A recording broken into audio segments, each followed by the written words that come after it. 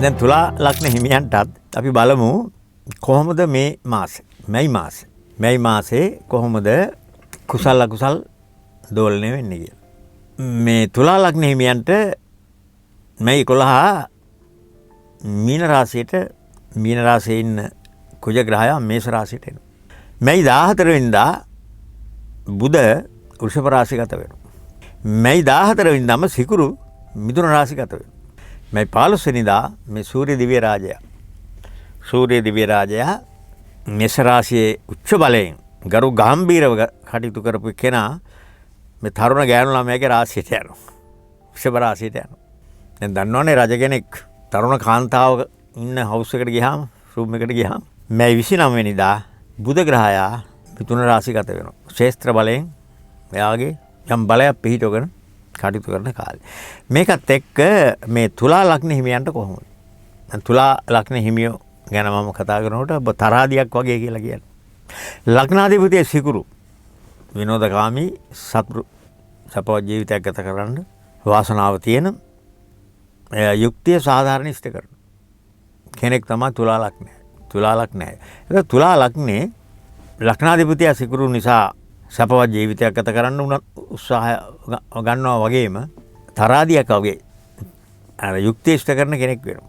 දැන් තරාදියෙන් කරන්නේ සාධාරණ ඉෂ්ට කරන එක. හරියට රාත්තල කියලා දෙන එක. එහෙනම් යුක්ති සහගත සාධාරණ චරිතයක් තමයි තුලා ලග්නය. ඔබට මෙන්න මේ දවස්වල රවි යන්නේ 7 වෙනි භාවයේ මේෂ රාශිය. ඉතින් රවි 7 උච්ච බලයෙන් යනකොට බඩ ප්‍රදේශයේ උෂ්ණත්වය වැඩි වෙනවා. බඩ ගිනි වැඩි වෙනවා. කාලා ඉවරයක් නැති කෑම නේද? අවුරුදු කාලේ ඉතින් ගොඩක් දේවල් කාලා මොකද වෙන්නේ? එක එක රෝගාබාධත් මතුවෙනවා. ඒ වගේම කේන්ති යන ගතිය වැඩි. ඒකම මේ කුජ 6 වෙනි භාවයේ ගමන් කරනවා. 6 වෙනි භාවය කියන්නේ මේ මීන රාශිය. සෙනසුරුත් මෙතන යන්නේ. මේක හොඳයිනේ. මේක ඊටාම බලවත්ව යනවා කාටද? තුලා ලග්නයට කුජ සනි දෙන්න 6. හැබැයි දැනගන්න ඕනේ මේ බඩ ගැන කියන්නේ ආමාශය ගැන කියන්නේ.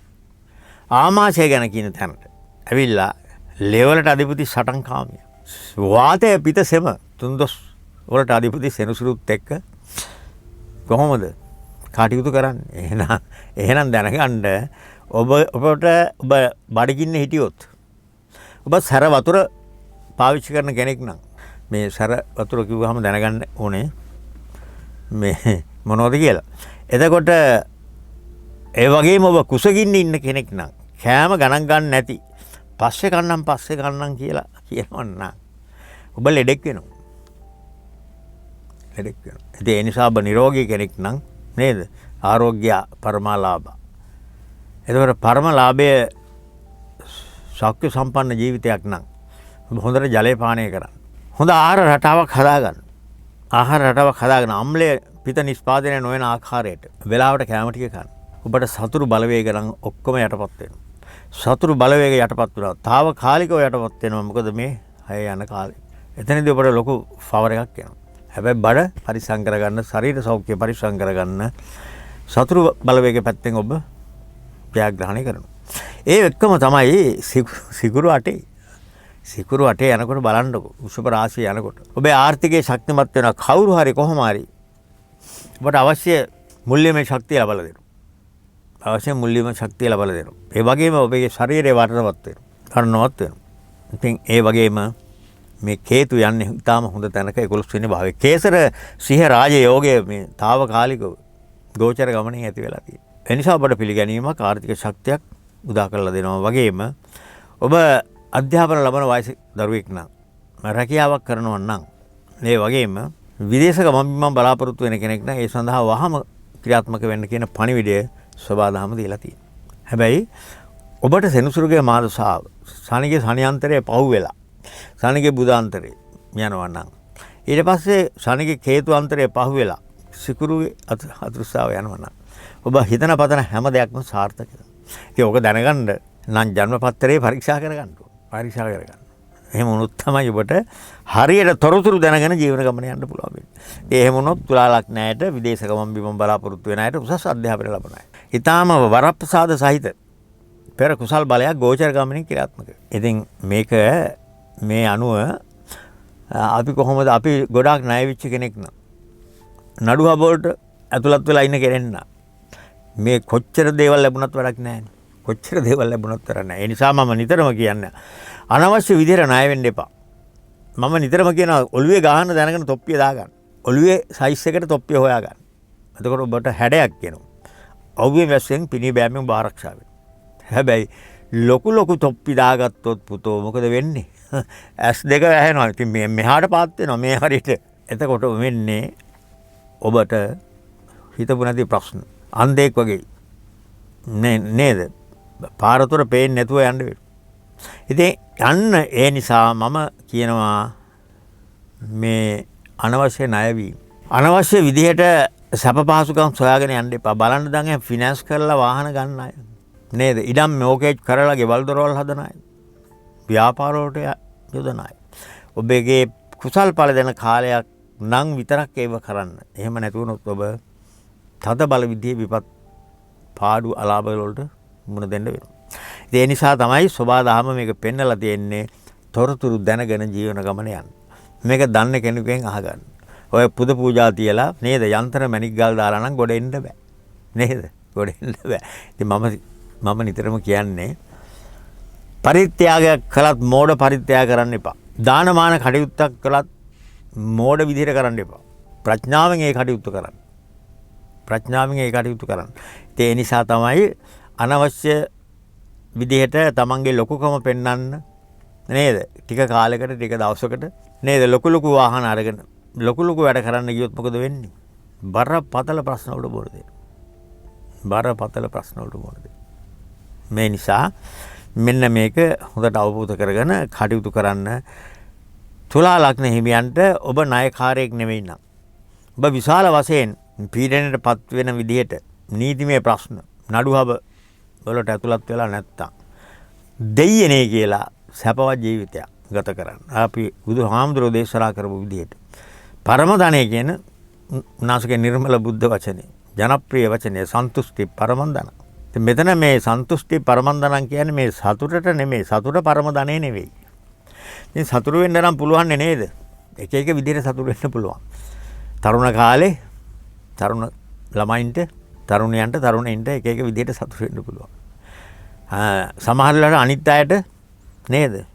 බෝතලයක් කඩලා නිකන් බයිට් එකක් තියාගෙන යාළුවෙක් දෙන්නෙක් එක්ක සතුට වෙන්න පුළුවන්. තවත් වෙන විදිහට සතුට වෙන්න පුළුවන්.